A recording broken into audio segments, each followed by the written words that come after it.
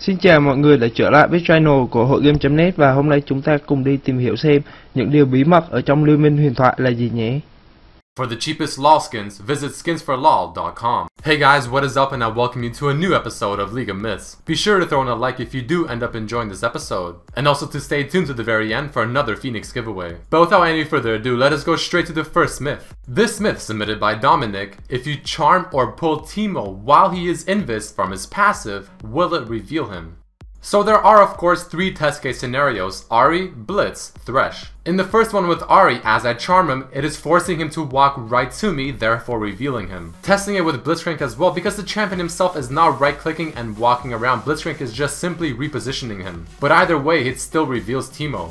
And the final test case scenario with Thresh, this one I will be testing his Q and his Flay. And just as we suspect, the Q does end up revealing Teemo even though he's technically not walking. And just for testing purposes, using Flay on Teemo, once again also revealing him. So we can conclude that any form of movement will cancel Teemo's stealth even if it's not himself doing the movement. Jumping to the second myth: if Baron knocks up an enemy, can Yasuo ult them from that knockup? So we all know how Yasuo's ultimate usually only works if the champion is knocked up by either his own ability or an ally's. But what happens if a neutral foe ends up doing the knockup? Can Yasuo follow up with his ultimate? So of course, in order to test this, we wait till 15 minutes, start fighting Baron, and just as the knockup is there on the ground, the Alistar walks on top, gets knocked up, but it says must be airborne as I'm trying to use my ultimate on the Alistar, therefore concluding that I cannot use Baron's knockup for my ultimate. Jumping to the next myth: what if an ally Anivia uses her wall on an allied champion? Can Yasuo use his ultimate off of that? So if you do cast Anivia's wall on top of a champion, it will displace them very briefly. And Yasuo's ultimates can work off of displacements such as that. And as you can see, as the Anivia puts the wall down on Nautilus, who is on the same team, it displaces them, and for some reason, Yasuo can use his ultimate on him. Which is a little odd because we've thought this whole time that the knockup must be done from either Yasuo himself or an ally on the same team. The next myth submitted by Jay Lee: if Braum and Lee Sin dash to each other at the same time, where do they end up? So for this one, we simply position the Braum and the Lee Sin away from each other. They both use their W, and you can see that they both just simply switch positions. But what if the Lee Sin uses his W midway through Braum's W? Where will he go then? Well, as you can see, just as Braum is mid W and Lee Sin uses his own W, he simply goes to the position that Braum was in his leap midway just as Lee Sin used his own W. And just for testing purposes, we also did the vice versa. And since Lee Sin's W is so fast, it's a little hard to time, but we can judge from what we saw here that it pretty much acts the exact same way as the previous clip. The final myth of this episode by myself that I want to test out is: can Yasuo dash and use his flash before the dash actually finishes and hits the champion and still deal the damage? So this one is pretty straightforward, but the results are very interesting. So what I want to test is, if I use my dash on a champion or a minion and I flash before the dash finally connects, what happens? And as I slow it down, you can see just as I used my E on the Alistar, I flashed away before it connected, and it did not do the damage, but it still put the mark onto him, not letting me dash on him again, even though it did not even connect. Alright guys, I hope you enjoyed this episode of League of Myths. Please do throw in a like down below if you did enjoy this episode, and you can even submit your own myth. And you can do this by either commenting under this video, tweeting at RedMercyLOL of course on Twitter, or on my Facebook fan page, RedMercyLOL as well. But on to the Phoenix giveaway. For this episode, I will be giving away their amazing mouse, the Phoenix Nasita, and their mousepad, the Dimora. These products are quite honestly very well made. So it is a great honor for me to be able to give away these products thanks to the sponsorship. In order for you to have a chance to win the sweet mouse and mousepad, all you have to do is like this video, follow myself and Phoenix on Twitter, and simply tweet at RedMercyLOL and Phoenix, and simply just say why you want to win, and also make sure to include the hashtag PhoenixRedMercy. But I hope you guys enjoyed this video. Good luck to everyone participating in the giveaway, and I hope to see you for the next episode. Peace!